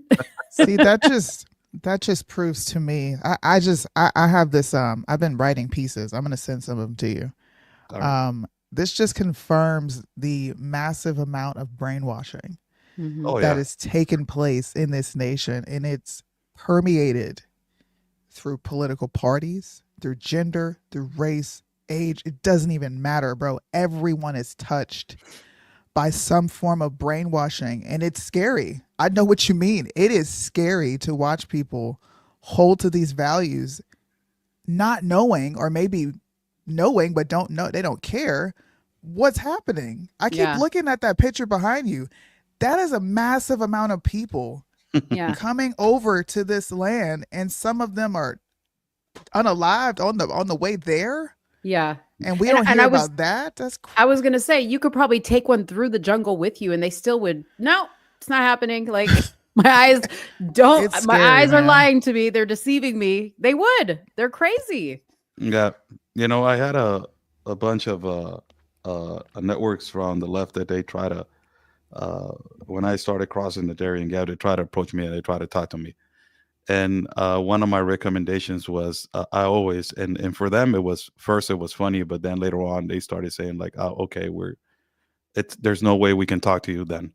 I said, I can have an interview with you and we can talk, but if you will not use this language. And I said, if you just don't call me a conspiracy theorist, that I'm creating hysteria, that I'm a fearmonger, that I'm a white supremacist, a white imperialist, that I'm a xenophobic, transphobic, homophobic, pronounphobic, fatphobic, racist, fascist, narcissist, They were bigot, like, oh Zionist, no. from the river to the Their head sea, whatever it exploded. is, CIA propagandist, and all this kind of stuff.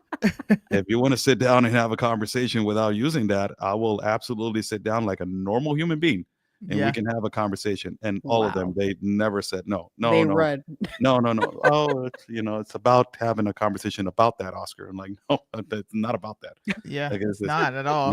that's your, that's the way that they have their conversation. Narrative It building. Yeah. always ends up like that. So Yeah. Ooh, Facts, man. woo. Incredible interview. Thank you so much. I wanted to tell everybody that's watching, if you want to follow Oscar, we've got his websites, his Instagram, his Twitter. I didn't put Facebook on there because you said you're getting shadow banned on Facebook, but they can get to all that from your website. Also, if you want to support him financially, you can click on his website and it'll take you to Buy Me.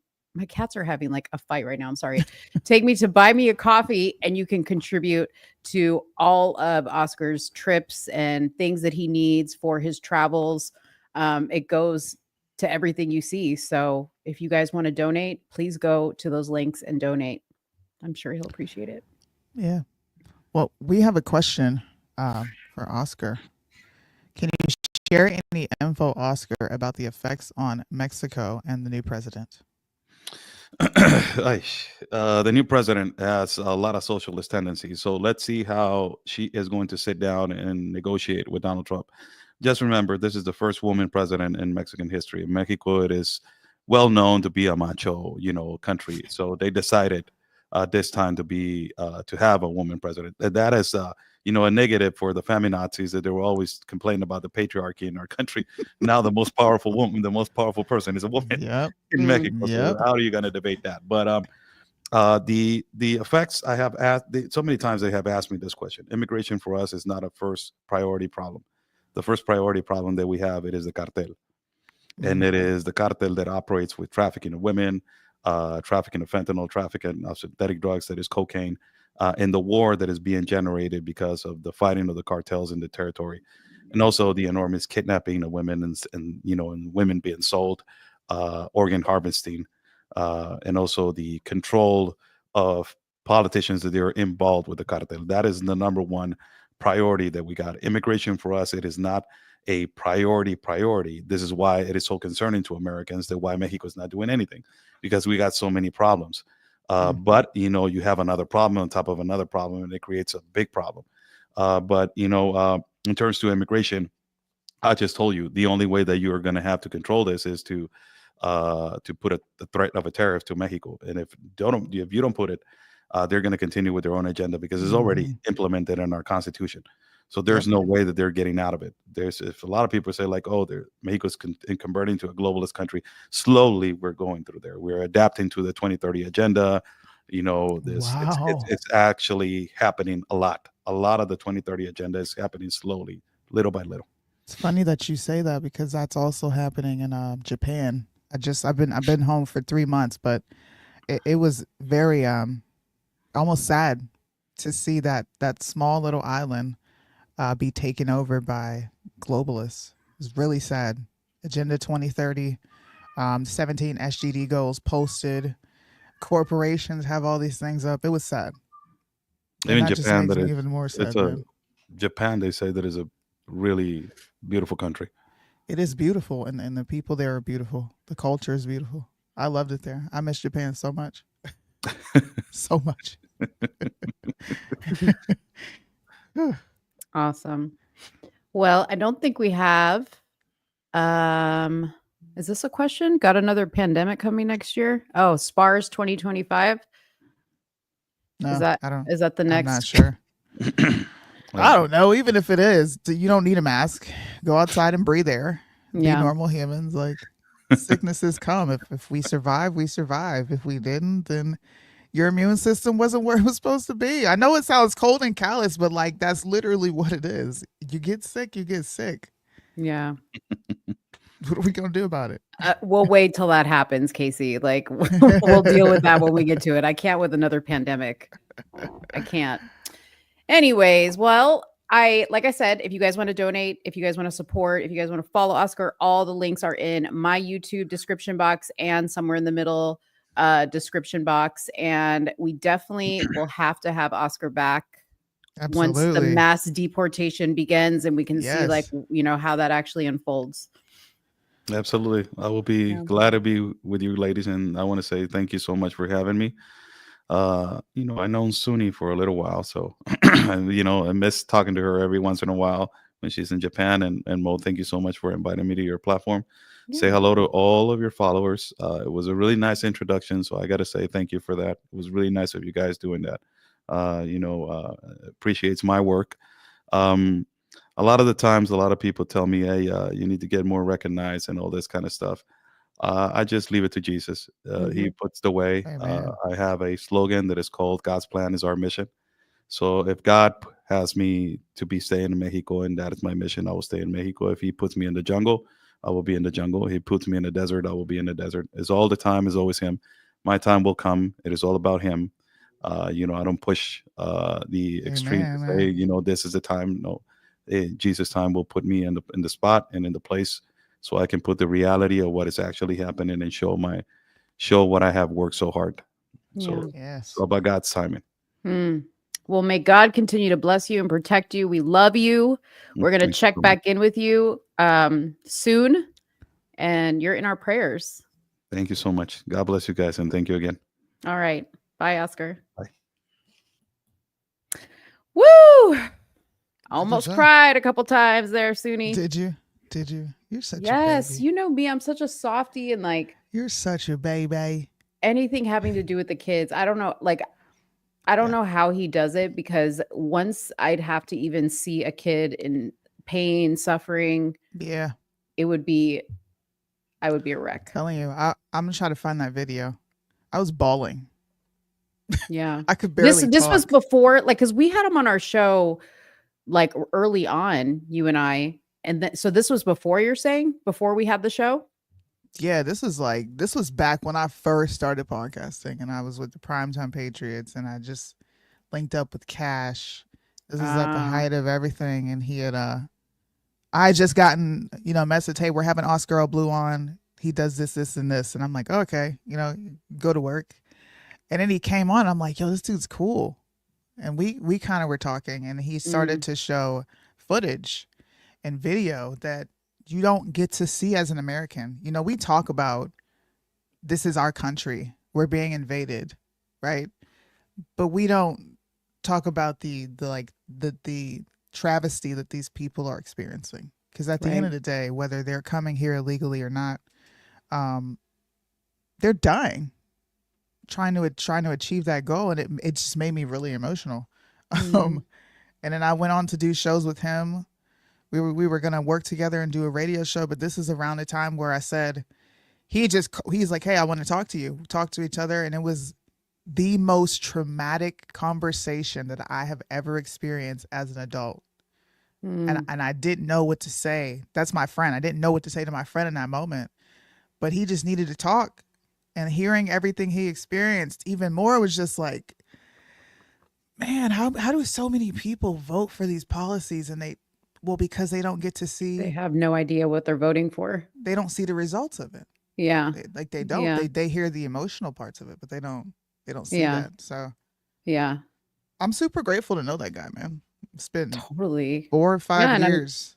I'm grateful through you. I got to, I mean, I followed him before you and I actually connected. I'd always seen Yeah. Oscar's stuff, but then I remember the first time I actually met him was when we were on Truth Will Set You Free. I think he came on there with us, and that was my first interaction with him. So, but yeah, I mean, listen, you know me, I will do a lot of things. I wish I could do what he does, because like, if somebody could just get me out to the jungle, like safely, and put like a little porta potty for me to be in so I can talk to these people, because I would love to just be there and just, because you know me, I'm a story person. Like, I love the story. I love to like figure out your story. And that's like where my passion lies, and just like talking to people. All that trekking through the water, Hopefully Oscar does I a can't. documentary. He should. I hope he Somebody. eventually, I hope he compiles, and hopefully he's still watching. All his footage. And if you're not, I'm going to message you and say this. Hopefully he really compiles all the information that he attained in these last 4 years and turns it into to the most amazing documentary ever. And this is a documentary that every person on the right should share if we're talking about caring about child trafficking, women trafficking, the drugs, the cartel, the culture that's bleeding into this country. I hope he does it, man. I really do. I know. Candace Owens, you're the documentary queen. Reach out to Oscar. Matt Walsh. We know people. All these people, we know tons of people with money. All these people with money, bro. Y'all put your money behind something that is going to actually inspire a change in minds, bro, because that's really what people suffer from. They're stuck up here. Yeah. They don't. You're having a conversation with the journalist in the Darien. What is it called? The Darien. The Darien jungle. The Darien jungle, and they still. We're gonna vote for Kamala. Yep. Yeah. Keep coming here. Like, how do you watch these people die? Yeah. Watch them get assaulted. Watch them take Plan Bs, potentially not even be able to get a damn abortion. Yeah. How do you do that? And I didn't even think, not forget, but like, aside from like the human aspect of it, I didn't even think about the environmental part of it, where he was talking about the animals being intruded on, the decomposing bodies, the trash that's left, like all these people that are environmentalists, right? Hello. They're not, bro. Y'all ain't volunteering to go over there and do trash pickup, pickup. They don't care about the environment. I care about you heard me speak more highly of the environment than you'll ever hear a Democrat. They want to repackage energy. Yeah. They're creating energy the same way energy is created now. But we're going to put it behind a paywall because we can clean it for you and then we'll sell it back to you. Like, what type of money grab is that? Or the fact that they're overfishing our oceans. That's another thing that a lot of people don't talk about. The sea can't heal itself, which heals the environment because you're constantly nitpicking with it. Do you know over half of the Great Barrier Reef is dead? Yeah. If not all of it now? Yeah. It's dead. You know how much the Amazon has been knocked down because of our disgusting, gluttonous behavior of beef? Mm-hmm. The freaking shit is killing the environment. Yeah. The cow poo is giving out methane, which is contributing to the ozone layer. Like, don't listen. I'm a carnivore. Don't go after the cows. Please. Hey man, watch Cowspiracy. If anybody's watching, I have watch Cowspiracy, watch Fishspiracy, watch Blackfish. Oh, there's another Blackfish, of course. There's another environmental. It's called The Cove. I've seen that. That one made me cry too. Yeah, man. Dude, I never knew you were such a. We're gonna have to. Bro, I love the environment, man. Like, Everybody knows I live in Nevada. Mm-hmm. I walked outside today. I sent you a picture, right? Yeah, and I was looking at the mountains, and I'm like, bro. Suni saw. Wait, hold on. This is how different we are. Suni saw the mountains of the sun, and I saw the Vegas skyline, and I was like, Sin City. That's me. I was just sitting out there like, bro, God is amazing.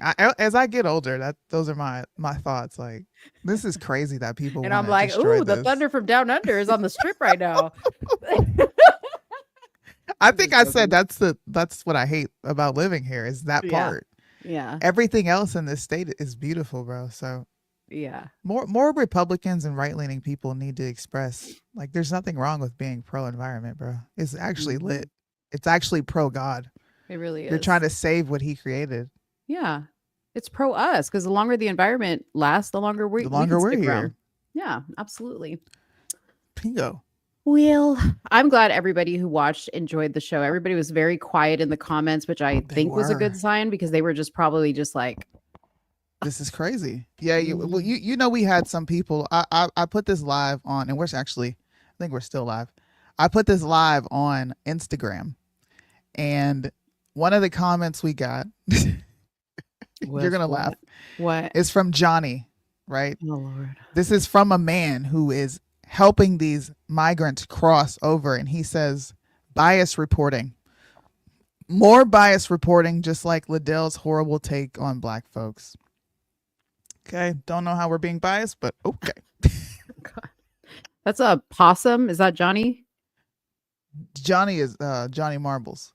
Oh, Johnny Marbles. Oh, God. Yeah. One of Mitch's little. One of Mitch's minions. Yeah. So we're streaming on Instagram, and I don't know, bro. That fool wouldn't last I would last longer in the Darien jungle than that guy. He wouldn't last 2 hours. He wouldn't last 2 hours. Give me a break.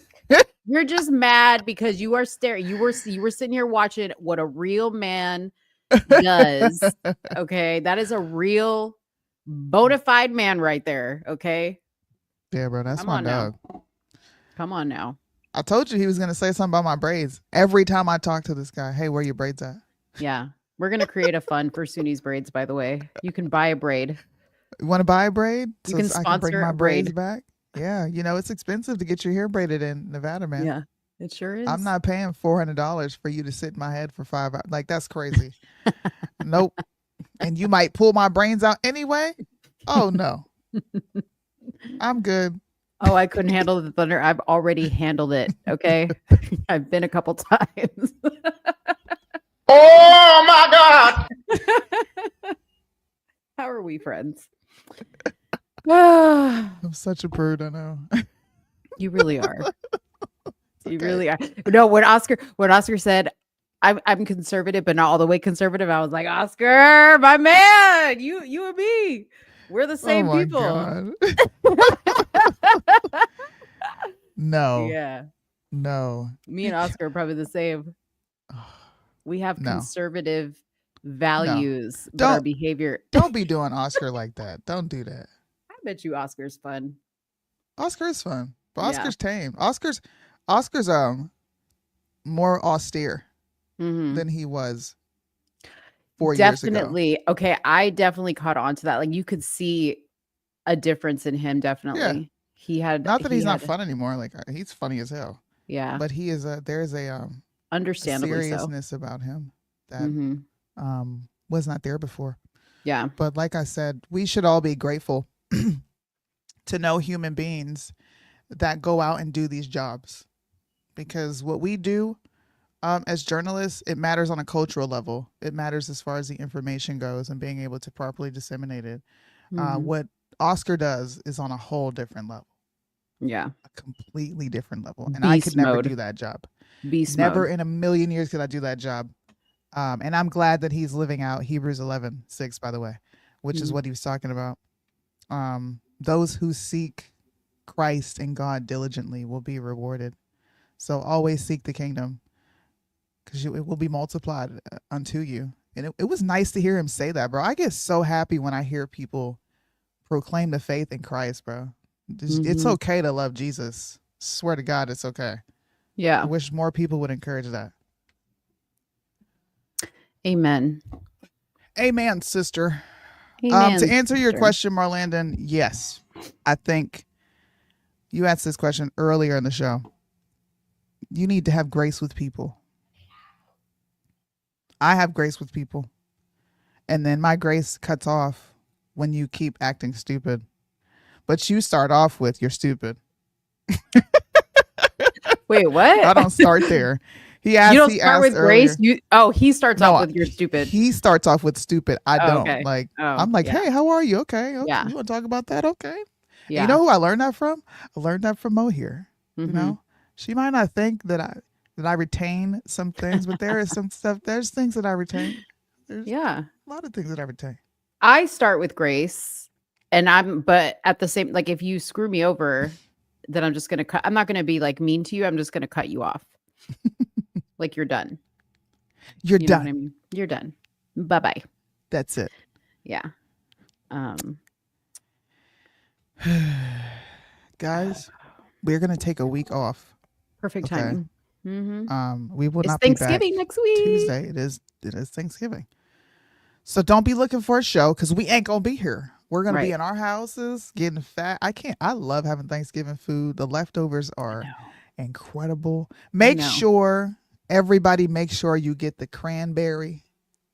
I'm going to buy about 3 of those because every time I go right before Thanksgiving, they're not there. Mm-hmm. It is so disrespectful. Mm-hmm. But make sure y'all got the cranberry and make sure you make your dressing the right way, okay? Mm-hmm. Don't make stuffing. You need to make dressing. That's black people. That's black people call it dressing, right? Is that like your It's stuffing? completely different. Okay, well, whatever. Stuffing. I prefer. Go ahead. Look, she don't want to hear the black. Listen, No, you need it's cornbread. It ain't bread pieces Dry. that you. No, it's who's stuffing that you. Oh, I'm done. You know no, what? no. The what did you call it? The dressing. It just sounds dry because it's made with cornbread. Like I like stuffing with like a sourdough bread.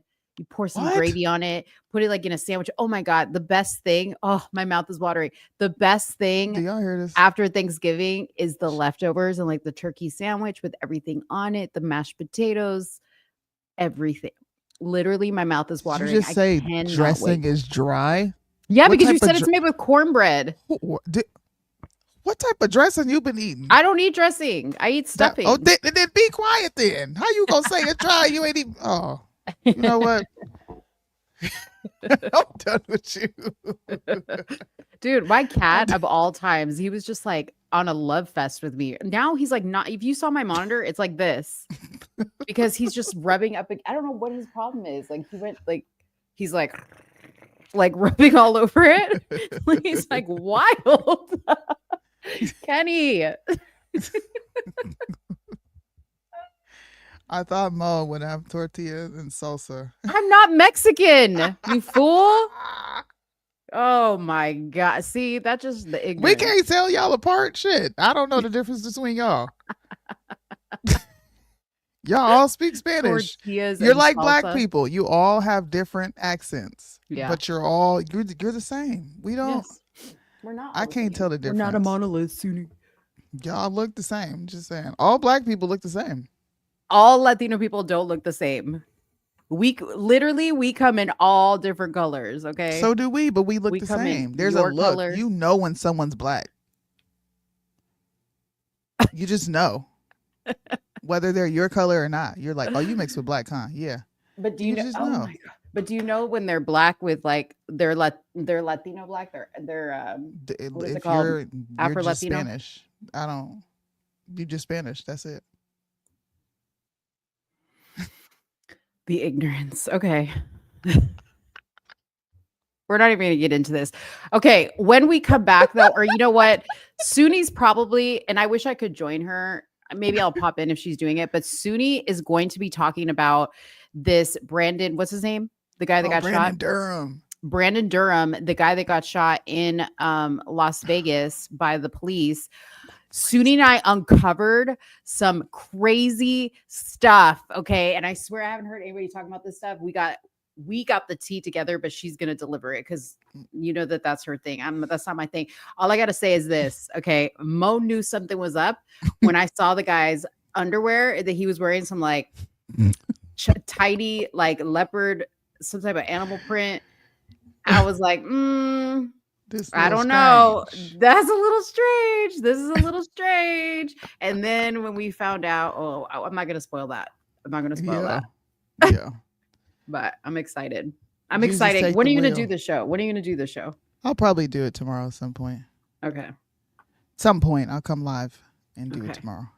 Okay. Maybe. I don't know. I have not had dinner. I know. I'm hungry. I haven't either. My stomach is punching my back. Yeah. Kenny, why you pulling up comments, cuz? Dude, Kenny is out of control. Like my screen is like this. He's stepping all over the place. He's hopping back because he's only got 3 legs, so he just hop back and forth. He probably wants me to go feed him, is what it is. Yeah, he's like, get off right now.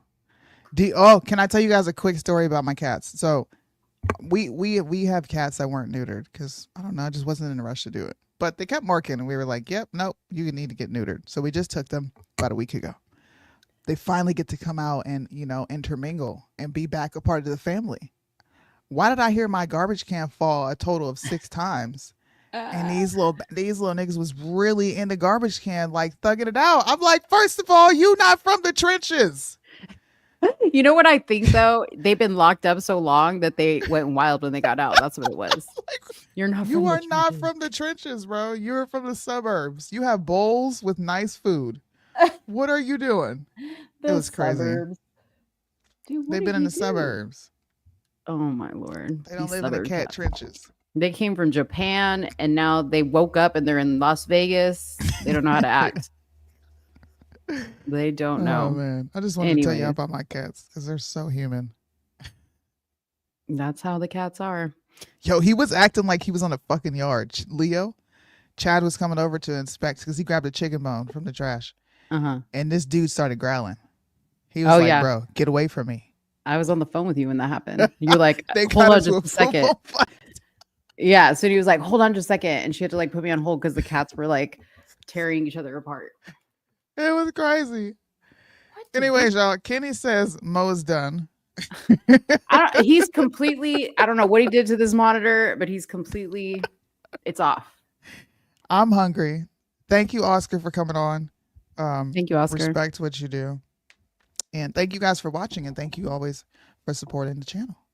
And we will see you after Turkey Day. Hopefully everyone is nice and fat by the time we see you again. Yes. And be thankful that you're having a turkey and stay with your family while there's people in the jungle trying to get over here. That's nuts, bro. To know that there are people sleeping in the jungle right now trying to get over here to America. Living off a piece of toast and an egg. That's crazy. So eat whoever brings what side, even though it don't taste that good, eat it for the people that don't have it. Nah, you ain't got to go that far. Come on. That was a little bit too much. You ain't got to eat nasty food. All right. Well, big back it up. Happy Thanksgiving. Love you guys. Bye. So when you're done getting high, it's over when the party's over.